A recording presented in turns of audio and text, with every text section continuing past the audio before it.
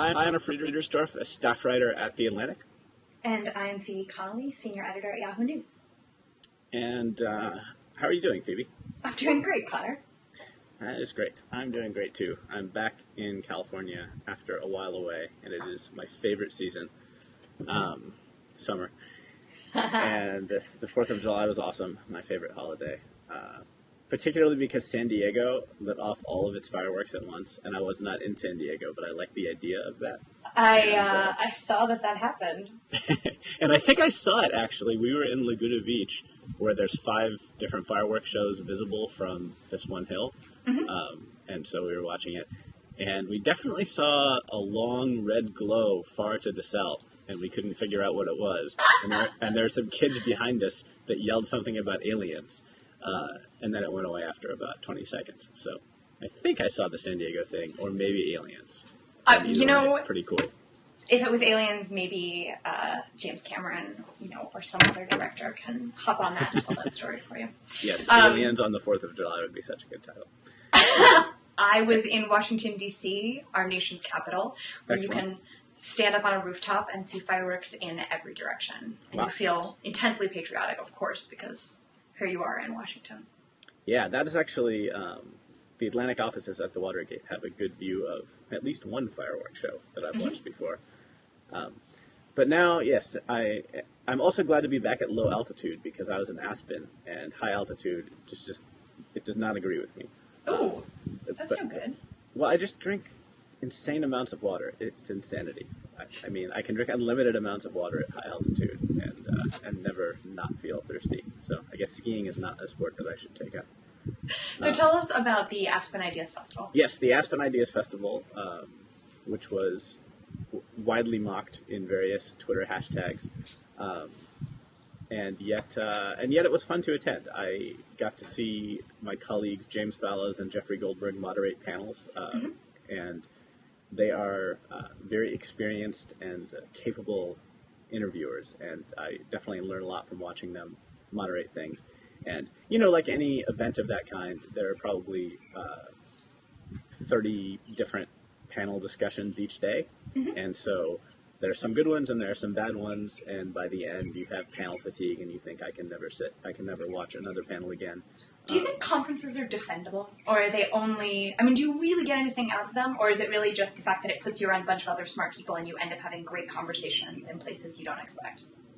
I'm a bit of an outlier for Aspen, of course, because unlike most of the attendees, I'm a journalist. And one of the things that I got out of it was the ability to question people, to have access to people in power that I might not have otherwise had access to. So there were a few panels on the future of defense in the United States and the future of the military.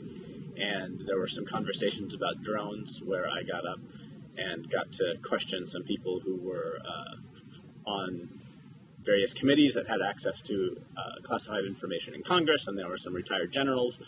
There was the former number 2 at state under Obama. So I found that really useful, and there were also a few really good talks. Actually, David Brooks gave a really good lecture about different moral codes throughout Western history. That was pretty interesting. And so it's sort of like, it sounds like you got to go back to school for a little bit. Yeah, it was like going back to school, and actually, I found that the panels that I enjoyed the most were on the subjects that I knew nothing about, because, the Aspen attendees are people who are not in the world of journalism. They're people who have their separate careers, and they are nevertheless interested in current events and ideas and so forth, and so they pay to go to this thing and to sit in on the panels. The effect is that if you know a lot about something and you go to a panel about it, you're not going to really hear anything new because it's geared toward a general audience. If you don't know anything... I totally agree with that, because actually I've been to South by Southwest twice now, and the panels I found the least interesting were the ones that were geared toward me, that were on the journalism track, so to speak, because I knew that world, and so I wasn't getting anything out of it. But I really got a lot out of going to tech panels and things of that nature. I'm actually being pranked by my coworkers right now who are trying to interrupt our fantastic blogging heads. But So, you'll get to appreciate my smiles and all of this. I'm certainly not mocking the Aspen Ideas Festival. But actually, I think your point about a really well-moderated panel is a good one, that some of the best panels I've ever been to are ones that are rigorously conducted like interviews, right? That's sort of almost, I think of it as like the fresh air model, where you have a really prepared interviewer who is ready to just pull all of the smart ideas out of whoever they're on that panel with. Yeah. And you see moments that are unexpected and telling in some ways. I'll give you one quick example before we move on. Jeff Goldberg was moderating a panel that included James Steinberg, who is the guy I was talking about, the former number 2 at state under Hillary Clinton. And he asked, is our drone policy creating more terrorists than it kills? Is it creating animosity in the Muslim world? And, what do you think about that, James Steinberg? Or what do you think about that, all of you panelists? And the answer that James Steinberg gave was, what, so you didn't want to kill Osama bin Laden? and Jeff Goldberg kind of laughed in the same way that I'm laughing now and said, oh, yeah, great, I don't want to kill Osama bin Laden. Like, really, that's your response? And then made some crack about how he wouldn't mind pulling him up out of the ocean and shooting him again, but, why don't you answer the drone question? And it was just a very adept use of both humor and a good comment on the absurdity of the response, especially given that bin Laden was not actually killed by a drone. Do you know, I think this is a free idea for Aspen Ideas Festival. I think they should do a supercuts of the best moments of Aspen Ideas Festival. Right, yeah, definitely. That would be kind of amazing to watch. Yeah, but another moment that I wanted to talk about with the Aspen Ideas Festival, there was a panel on education that I was at, and a teacher stood up in the audience, and I later was able to take her aside and get our video editor to record her saying what she said in the Q&A session. And that was that she is a high school teacher in Manhattan, and she's an English teacher. She had this idea that, normally when students turn in a paper, they turn it into the teacher reads it, hands it back with a grade, and that's as far as it goes. It's basically writing for an audience of one. Mm-hmm. She had this idea that maybe her students would be more invested in what they write and would feel a greater commitment to doing a good job, would learn more from it if they wrote for a public audience. And so she started giving assignments and having her students post their papers to, what is basically a blog.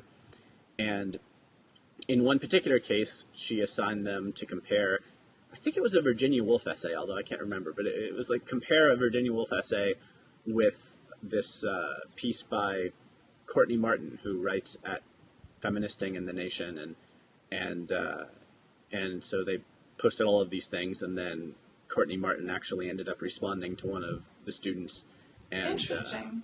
And so she was very excited about that, and thought that her students were getting something out of it that you wouldn't get out of a traditional English class. And although she didn't say this, I got the idea that she thinks this is a model that should be more widely used, that kids would get more out of writing things if they felt more invested than you can possibly feel if you're just handing it to a single teacher.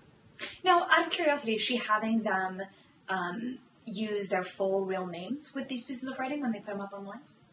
I actually didn't ask that, and I presumed that the answer was yes. It seemed like the answer was yes. Mm-hmm. What I did ask is, people can be jerks on the internet. How do you... yeah, right. How do you handle that? What if what if the criticism is less constructive than what a teacher gives, because internet commenters tend to be less constructive than just about anyone?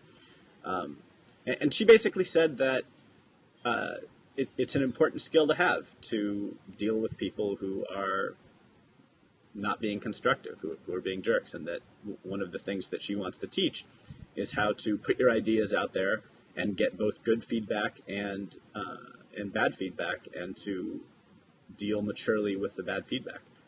Which is interesting, because I think, actually, what it reminds me of from my own, I did create my own web page when I was in high school. It was like one of our assignments. I would point you to it, but I think it has actually been taken offline since then.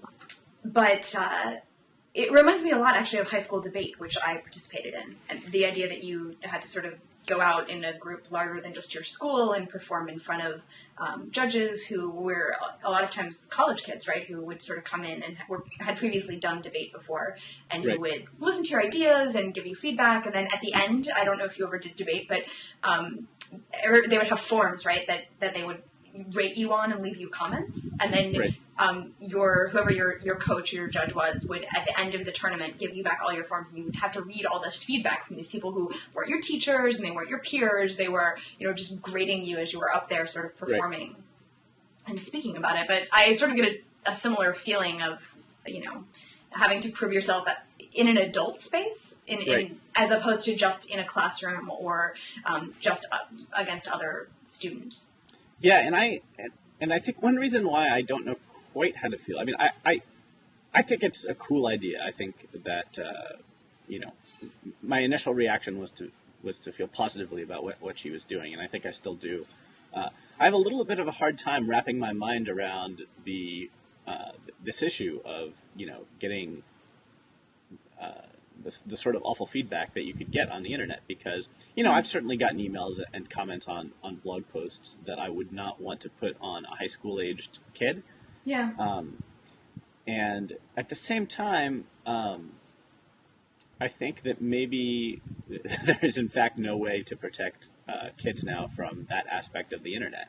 Do you think people would be more civil because they knew they were talking to high school kids?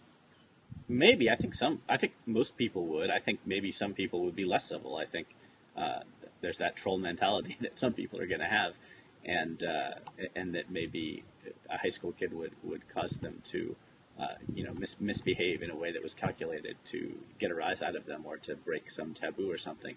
Mm-hmm. But yes, I was thinking about it, and one thing that she mentioned was her kids are all on Facebook and Twitter, and some of them have blogs on their own anyway.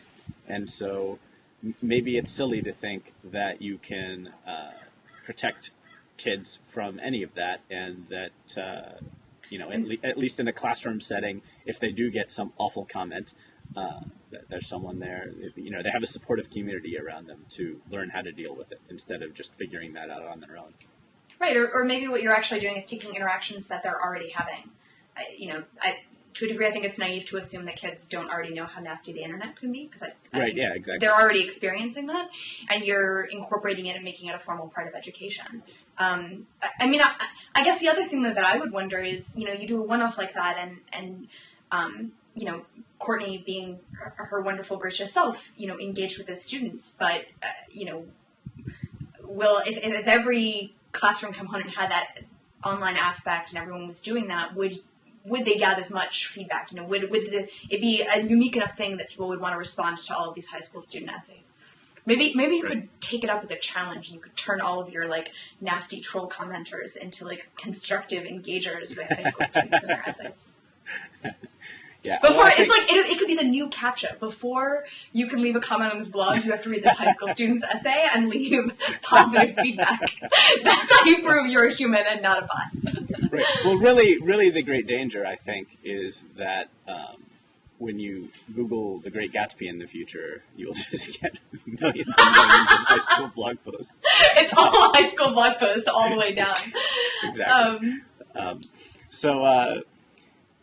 So yeah, let's move on to another interesting idea that was raised at the old Aspen Ideas Festival, and that is what kind of what's the goal of parenting, I guess is the best way to put it. So the Atlantic had that cover story by Anne Marie Slaughter, "Can Women Have It All?" Or "Why Women Can't Have It All." Why Women Still Can't Have It All. I think that's actually the right one.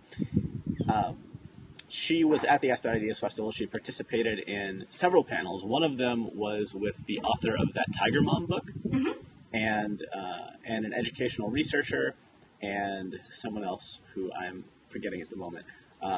And what was Anne-Marie Slaughter's take? What did she say was the goal of parenting in her mind? Well, on this panel, there was actually broad agreement, and the consensus seemed to be that raising happy, fulfilled people was the goal of parenting, and One person put it a little bit differently. She said, I wouldn't say that I want to raise happy kids. I want to raise, because I've found that happiness springs from a commitment to helping other people and finding meaning in your work and these various other things. But even saying that is sort of a means and end kind of distinction. But so no one was saying that the important thing is to raise a doctor. The important thing is to raise someone who's going to have lots of money. And they all had the idea that those kind of metrics of success were the things that the culture was pushing them towards. Mm-hmm. That I think that one person put it in this way, that it's very hard these days to the word average is very put upon these days. No one wants to raise an average kid. Mm-hmm. And one person at the Aspen Ideas Festival talked about going to a college. I think it was Cornell, but I'm maybe mistaken about that. And he was hosting a panel called Parenting the Average Student. And no one showed up to it. Nobody wants average students. Right. Well, okay, but Connor, just to push you a little bit, I mean, it sounds like that was a very self-selected group of people, right? Who, It all sounds like they were, fairly high up in the income bracket. I'm just going to take a guess at that. Oh, absolutely. So I just wonder if some of the conversation about, how they think about raising children, a lot of the questions that parents face, are, I don't know. I just wonder if that's not, the frame that they're putting on it, it's not necessarily the one that everyone else would bring to the table. Oh, yeah. It was certainly these are the cultural pressures if you're raising upper middle class kids. And, because I think that was one of the things that I found that I thought Anne Marie Slaughter handled really well in her piece about whether women can have it all, was how much she acknowledged the fact that, one of the things that was so interesting about her still feeling this pressure and this dilemma is that she did sort of have it all. A lot of the struggles that, even middle-class parents face in trying to figure out how to take care of their kids or, how to support their kids, was sort of taken off the table for her. And she still struggled with those pressures as a mother and as a working woman. Yeah. Yeah, so I actually expected there to be kind of more debate on this panel because I thought that the woman who wrote the Tiger Mom book, Amy, what's her last name? Is it Shua? Amy, I forget. Anyway, I thought that she would be a sort of extreme outlier, advocating a sort of hardcore approach to parenting. Mm-hmm. On this particular panel, she wasn't. And actually, the most interesting thing that I heard on this panel was the researcher who was talking about a survey that they did of kids with working parents, and they asked the kids, if you could change one thing about how your parents' job affects your life, what would it be? And the kids answered, and then they asked the parents, what do you think your kids said? Mm-hmm. And almost all of the parents guessed that the kids said, I want them to spend more time with me. And in fact, the answer that the most kids gave was, I want my parents to be less stressed when they're at home and to get more rest. And you could tell they were reacting against just like a stressed out parent at the end of their wits, which I thought was pretty interesting. Mm-hmm. But so the post that I wrote actually about this panel just kind of took the question of what kind of parent should people be? What's the goal of parenting? And juxtaposed a couple of different takes on that question from outside the Ideas Festival. And one of them was by Heathcliff Huxtable, the character that Bill Cosby played on The Cosby Show. And in the first episode of The Cosby Show, there's a scene in Theo's room. Theo's the oldest son in the family, and he got a C on his report card or something like that, and he told his dad, don't worry about it, I'm not going to go to college. I'm just going to get a regular person job. I'm going to work in a supermarket or be a mechanic or something like that. And, I'm going to be happy with that. And his dad kind of looked at him, and there's this moment in the show where you think it might be this poignant moment where the father puts his arm around the son and says, well, maybe that's okay, son. But instead he says, that's about the stupidest thing that I have ever heard. In that voice that only Bill Cosby can summon.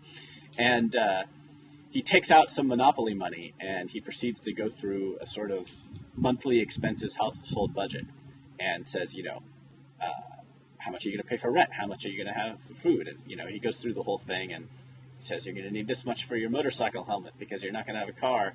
And Theo says, see, I still have $5 left at the end. And his dad says, you're going to have a girlfriend? And then he takes the $5 and he has no money. And so... Although, I don't know. I mean, it seems to me like maybe if he has a girlfriend, someone is handing him $20. It could be. I mean, I don't know. It seems like from my own experiences that part of, I am biased, of course, but I think my dad is an excellent father, and some of that is having tough conversations, right? That's what you want. To me, that's, and whether my dad made no money or lots of money, the fact that he was always willing to have those conversations to me was one of the most important parts of being a parent. Right. Yeah. Well, and I think that, in the mid-'80s, right, when the Cosby Show was first airing, this idea of, no, you're going to go to college, that was the accepted message to send to your kids, right? And so I thought an interesting contrast was Rod Dreher wrote this post about his son, and Rod is he wrote this book, Crunchy Cons. He's a sort of dissident social conservative who is fed up and disgusted with mainstream conservative culture, and at the same time definitely has a traditionalist mindset, and he and his wife homeschool their kids. And they've moved to a small town in Louisiana where he was from. And his son came to him one day and said basically the same thing that Theo Huxtable said, which is, I think I'm going to have a regular person job, like working in a store or something like that. And Rod's reply was, well, you do want to think about whether you want to be able to support a family. And, so maybe instead of aspiring to be the checkout person at the store, you want to be the manager at the store. But if what you really want to do is work at a grocery store, if what you really want to do is, work at some job that does not have prestige in our culture, the important thing is that you treat people well and that you try your best at whatever job you do, and that, you keep things in perspective and be good to your family and live a happy life. And, that was basically his advice. And he said, you don't ever want to just do something because of the big paycheck. In a sense, said, oh, well, I'd never do that. I think that there is this different mindset among some parents today. There's a backlash to the to the sort of meritocratic ladder, as Chris Hayes might put it. The idea that what you should do is go off to, spend all your time trying to get into an Ivy League school and then take the highest paid job after that. And, go make your money on Wall Street and whatever. I don't think that there was a backlash against that 20 years ago in the same way that there is now. I think that maybe the excesses of that system are now becoming more apparent than before, and partly it's a backlash against the whole idea of spending a bunch of money on an expensive college and, going into student debt. As we saw with the Occupy Wall Street Tumblr, right? But so it kind of raises this question of how, what's the best way to parent? And when I think about it, I came from a family where my mom didn't go to college. My dad did. Certainly, the elite schools of the Ivy League were not on my radar as a high school senior. I had scores and grades where I could have plausibly gotten into any of them. I didn't apply to any schools outside of California. And, I applied to Stanford and Berkeley, so it's not as if I didn't apply to any good schools. And I ended up going to Pomona. Well, but California is a little bit of a unique, in the fact that their state university system is... Yeah, absolutely. ...is really exceptional in terms of what it offers to students. Yeah, absolutely. And, California is definitely an outlier. I'm not sure... I wonder if I would have lived in, like, Washington or something, where I would have applied to schools. But... yeah, Washington's a tricky one, right? Although they do for undergraduates, I don't know if it's all 3 states surrounding will offer in-state tuition to students who graduate from high school. Which makes a big difference, right? It's particularly in Virginia, where all of the universities that are located in Virginia are state schools. You get in-state tuition. even UVA, which is a private institution, and William & Mary, etc. Yeah, so when I first moved to the East Coast for grad school, I was exposed to this whole small Ivy League subculture and prep school subculture that I was just totally foreign to me, and that to this day I don't entirely understand, except that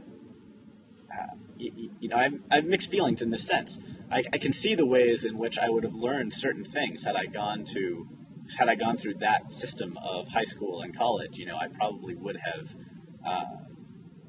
come to the world of magazine journalism a little bit sooner, right? I would have been a little bit more savvy about it, about my career. Although I think that speaks a lot to the fact that the degree to which the media on the East Coast, the stepping stones to get into it are the connections that you make at those same schools. Right. Oh, yeah. And it's the same thing. I know that it's something that you would have learned so much as the connections, simply being in the same class with those people, having access to feeder programs that then lead to internships that then lead to jobs. I mean, that's one of the biggest critiques of sort of like the unpaid internship ladder to media jobs. It wouldn't have been better actual pure knowledge. It would have been better social knowledge and connections and all the rest, right? Yeah, I mean, how many times I feel like both you and I have experienced this where we've, talked to someone who is interested in getting into journalism and who's thinking about going to grad school, maybe NYU or another, or Northwestern perhaps.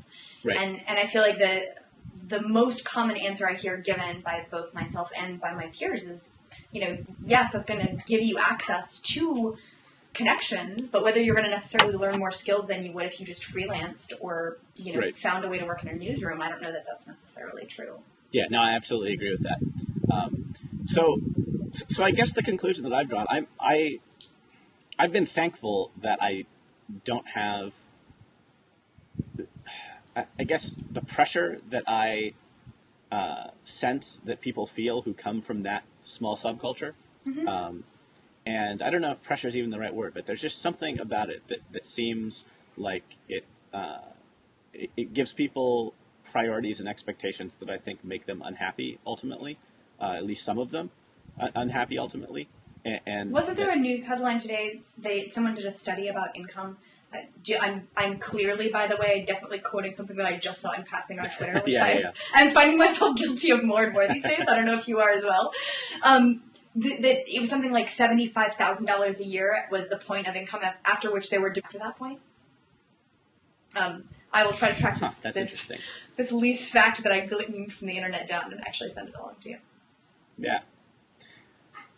But yeah, so I guess when I think of how should I one day parent, I think that, on the one hand, I've accrued this knowledge of how getting into college works, how getting into grad school works, how navigating various professions that I'm either in or have close friends in, at the highest levels, how it all works, right? And I want to be able to pass that along to my kids and give them, even better opportunities than I had. And I say that, fully conscious that I had really good opportunities. At the same time, I don't want to do it in a way that makes them feel like the goal of high school is to get to an Ivy League school, or the goal of life is to be at the top of a prestigious profession, right? And I think that's a really hard thing to do. It's funny, actually. I don't having this conversation with you, more than even thinking about how I would parent, makes me feel an added responsibility to pass those connections that I have on and those lessons that I've learned to people who aren't necessarily my biological children. I mean, if anything, the conversation that we're having about parenting and what values or experiences you would pass on to your children makes me think that, I'm 31, but that in my 30s, any excess time that I take, whether it's before I have kids or after I have kids or whenever, is also in reaching out to people who I am not biologically connected to, who are maybe a part of my community, whether it's in Washington, D.C., my adopted community, or anywhere else that I would live, putting that time into mentoring people in schools or, reaching out to people who are trying to, maybe apply to colleges. I know there's some great programs that work with high school seniors who have come from families that don't have a college background, where you're just sitting down and tutoring them and mentoring them and working with them. And expanding that sort of base of knowledge that you're saying. It sounds like this panel, they came to it already with all that knowledge and they were able to have that conversation if you can open up that conversation to more people. Yeah, I mean, I certainly agree that that is a good thing to do. You know, I've tried in, you know, every once in a while I'll get an email from someone who's like, yeah, I'm, you know, young and doing this and trying to start out in journalism or trying to think about whether I could make it. And I try and be generous with my time and help people kind of take a shortcut and you know, try and tell them the things that I learned through time and experience. At the same time, right, this is one reason we have growing inequality, I think, that if I have children, it's going to, I'm just going to spend more time with them and impart more to them by virtue of being their parents than I ever will to any other person who's not my kid. Well, and speaking of inequality, to maybe possibly transition us slightly from this, yeah. since neither one of us have kids right now, there's an interesting project that just debuted today, which is about sort of changing playing fields, which was introduced by Deanna Zan, who's a sort of digital strategist and thinker who has a column for Forbes. So it's the 1-for-1 challenge is what it's called. And the hashtag on Twitter is hashtag 1, the numeral 4-1 spelled out. And let me just read to you a little bit from what she sets out. She said, "We all despise those lists that get created to showcase influencers and hotshots in our field. You know, but secretly we wish we were on them, and we wish that they didn't pick from the same small group of people." So what Deanna is proposing is this new game that she's creating, saying, let's ourselves, we're digital influencers, we're paying attention to games like this, name someone who has a totally different identity from us. So find someone who's your opposite, find someone who's a sort of underappreciated star in your network of people that you know, and nominate them to greater prominence. You know, and she likens it to something that Rachel Sklar has been pushing for a long time, which is to change the ratio, to increase the ratio of women that are represented in technology and online. So, yeah. So who would you nominate? Who would you put forward as being your person? So is it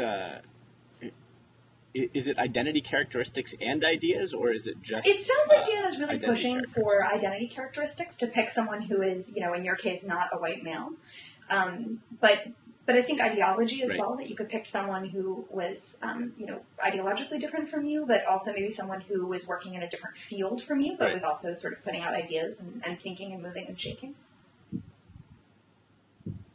Right. A civil liberties hating black lesbian female. Yeah, I don't know. I mean, I suppose if I were really thinking about my opposite, it would be someone in a different country, right? Yeah, I think that's where I would go looking. I would go looking in. I don't know. Well, I would actually nominate a woman here in DC who maybe you should tap for a future blogging heads. Her name is Emmy, and she writes the On Innovations blog for the Washington Post. And I just think she's fascinating. I've been following her for a while on Twitter, and she's just sort of trying to cultivate and think about new ideas and new innovations and chart them and write about them as they're happening. Right. It's a very Atlantic project, actually, and she's doing it all within the context of the Washington Post. All right. Well, I'm always looking for new blogging heads interlocutors. Let's see here. Did I lose you? No, I'm here. Are you there? Hello? Phoebe? Oh, I lost you for a second, but you're back. Hello? Oh, sorry. Well, I'm back. Well, so let's talk. Let's talk about Mayberry. And, you know, Andy Griffith has just died recently, and you directed me to this wonderful piece in the All on race in Mayberry. Why don't you... it's a beautiful piece of writing by Shani Hilton, who's a writer here in Washington, D.C. And when she found out about Andy Griffith's death, she actually reached out to her father because they used to watch the show together, and it's just sort of a touch point in both of their lives. And... because she's curious, she has all of these fond memories of the show, and yet she recalls it as being a show that, two things. First of all, had an all-white cast, and she is black, and also one that didn't particularly deal with race. It wasn't a subtext in the show, wasn't really discussed by any of the characters. They didn't struggle with race, they didn't talk about it. So she sort of questions whether, these shows that are all white, and she talks about some contemporary examples as well. Girls is one, or she talks about the show How I Met Your Mother, or Friends, which she says was set in an impossibly white Manhattan. Or even shows like Buffy the Vampire Slayer that have these cult followings, but didn't really deal with race in any significant way.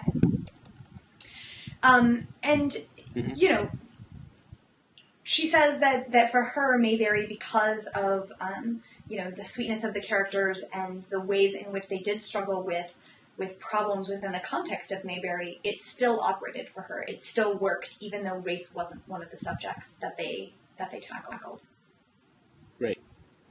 Yeah, well, yeah, what I found fascinating was this question of the trade-offs between, not dealing with race in that era and therefore not having the inevitable racist attitudes that just about every show that did deal with race had. And on the other hand, the important role that various media has played in changing racial attitudes. Mm-hmm. And it was clearly something that at least some media had to grapple with, and that it was important to grapple with. And when I think of the shows that in my estimation had the most positive impact on race in America, they're very different kinds of shows. The Cosby Show, which we talked about earlier, was a show that it didn't ignore race because there was definitely,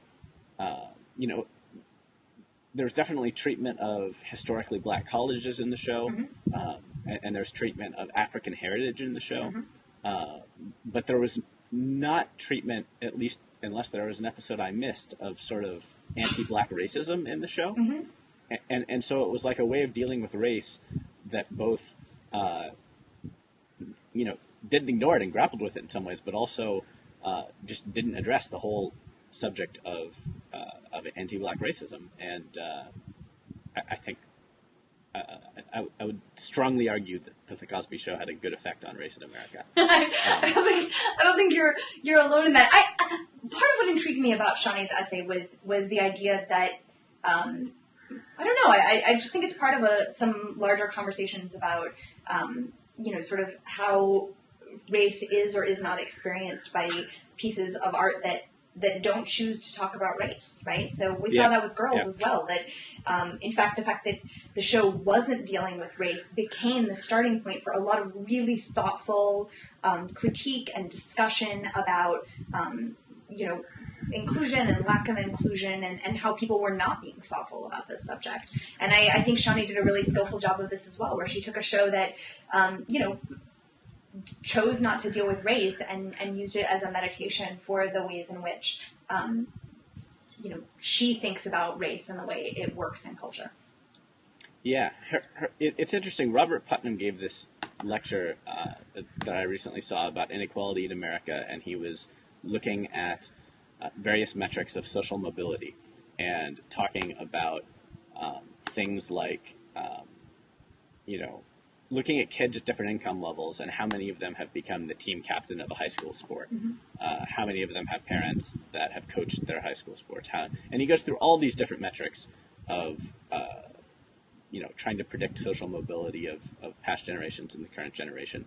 And one thing he did was he only looked in this presentation at white people, mm-hmm. and he gave this kind of disclaimer at the beginning saying, I didn't do this because I think that only white people are important, or because I don't care about race, or because, all those issues are very important, but they get muddled when you talk about race and class together. So I want to pull it apart, and I just want to show you, I want to control for race. I want to just show you this is a class effect, and even if you just look at white people, inequality is getting broader. Mm-hmm.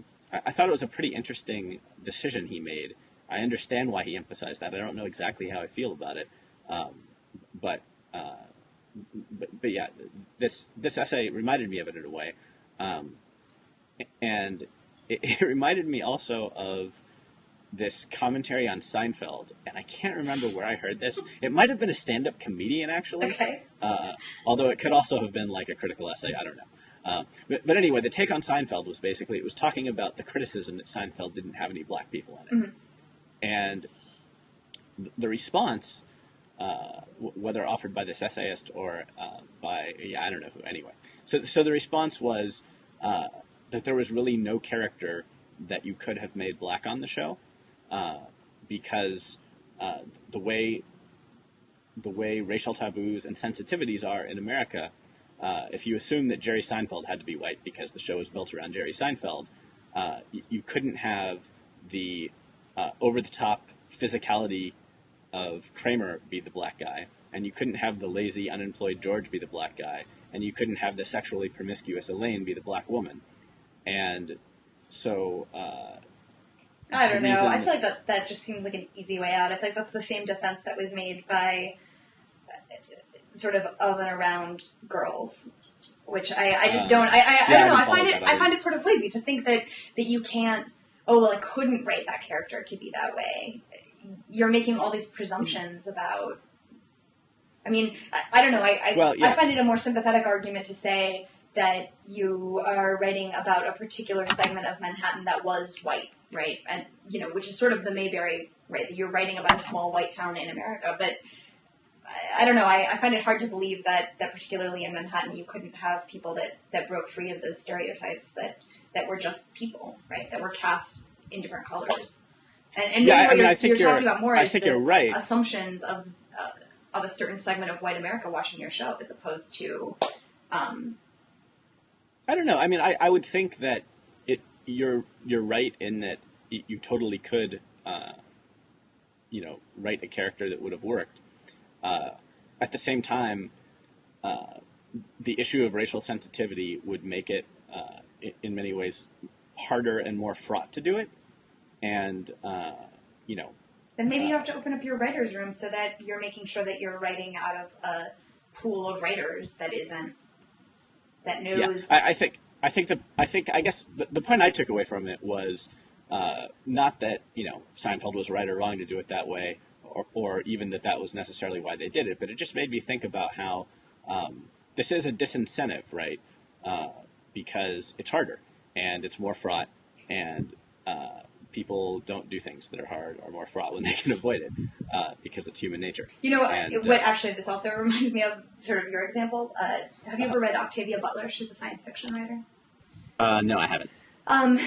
So when her novels were first marketed, if you are reading her novels, clearly writing about, however else you read them, the characters are not white in the way that you and I would sort of understand whiteness in America, right?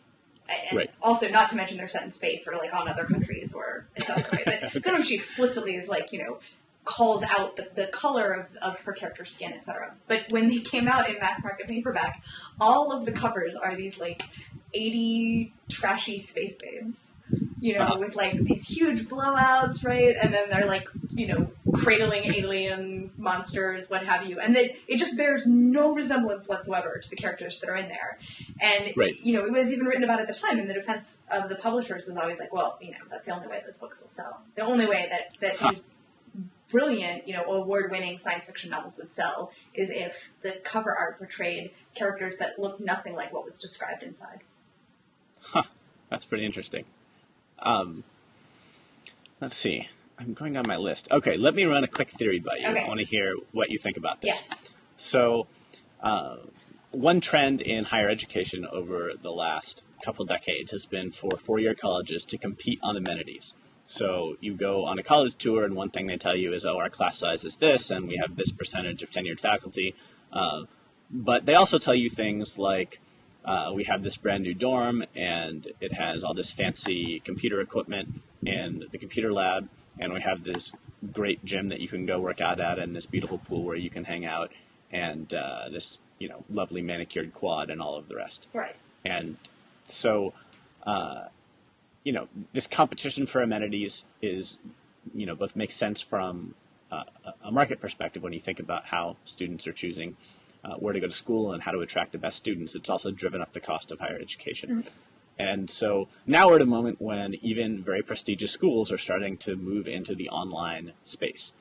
And by all accounts, this trend is going to continue in the future, where you're going to have both startup online universities and existing universities that offer a distance learning component. Mm-hmm.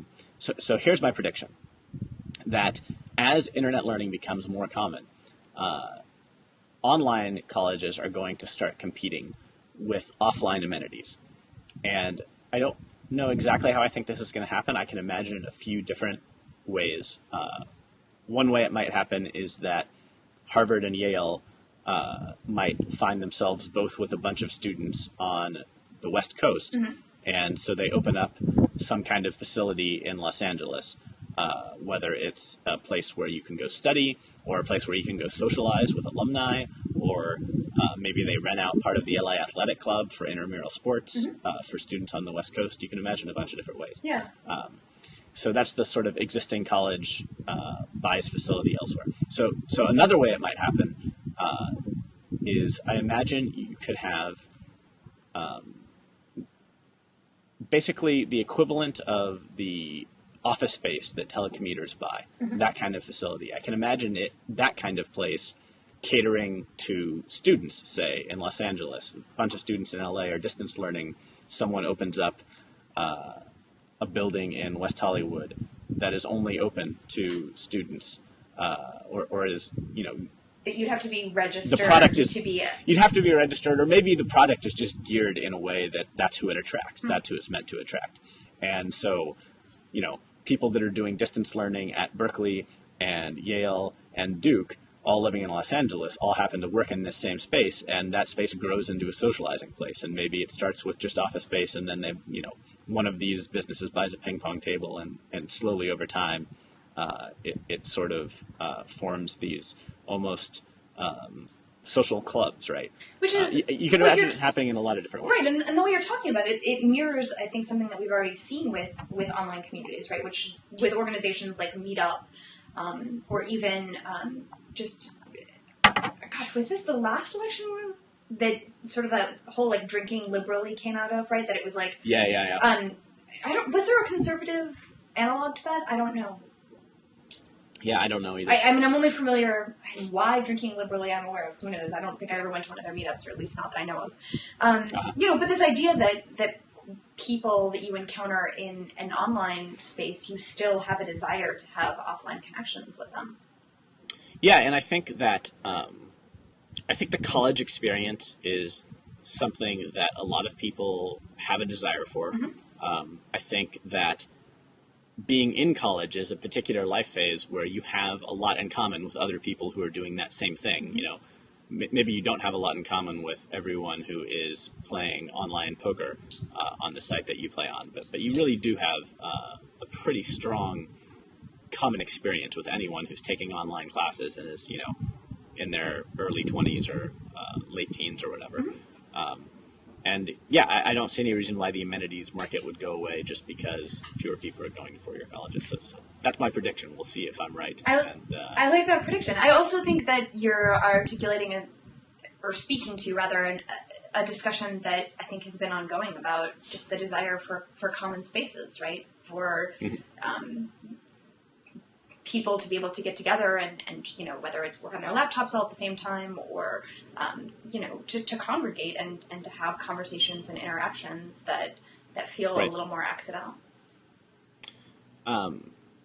Well, let's talk last about what happens when you write a novel and then someone pans it in the New York Times. This is another article you alerted me to that I really enjoyed. It was in Salon. And go ahead and tell people more about what it was about. Yes. So Patrick Somerville, who is a personal hero of mine, I've not actually read any of his novels, but I am going to go out and purchase them out of support, writes very movingly about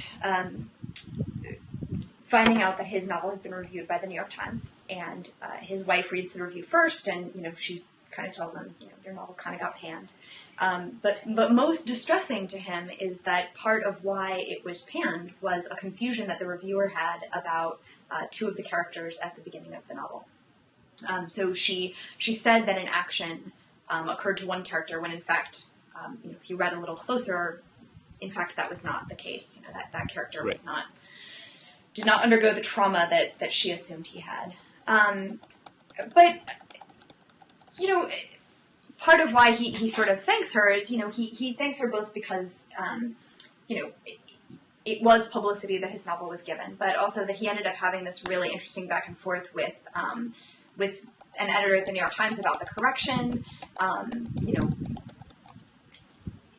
and right, where he had created an email account yes. Under the name of the protagonist in his book, or at least one of the characters in his book. And that was actually how, and he had this online account, and he had sort of answered some mail and talked to other people who had discovered this, and so that's how we ended up corresponding with this editor at the New York Times. But I think just overall, the honesty about, what it feels like to have a strong critique made of your written work, and how you sort of grapple with that and come to terms with it. Yeah, he has this very evocative scene where he's just laying face down on his couch, staring through the cracks at the floor. Yeah, as his also, wife when you have to reads. admit that things that maybe you weren't. He has this great thing. He says, a part of me would like to believe that none of Janet Masden's points about This Bright River, that's his new novel, are valid because right. of this early flub of hers, but that's not quite true. And I think that it takes a lot as a writer to admit that there are parts of your written work that aren't perfect. Yeah, I've never written fiction at novel length. For some reason, I have the idea that the criticism of a hypothetical fiction novel that I were to write would somehow be a lot harder to take than criticism of nonfiction that I write, which I don't find very hard to take. I wonder why that is. Well, because I have written fiction. I've never, not since I was in college have I published fiction, but I wonder, it's because at least when you're writing with facts, right, you can sort of feel like the criticism is coming at the way that you pieced the facts together, or maybe because they don't agree with the facts as you present them. But when it's fiction, all of it is cut whole cloth from your mind.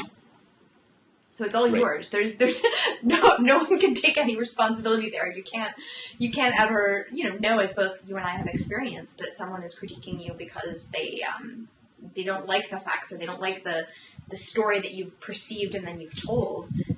When it comes to a novel, you may be basing it off of your understanding of the way the world works, but ultimately your expression of it is all yours.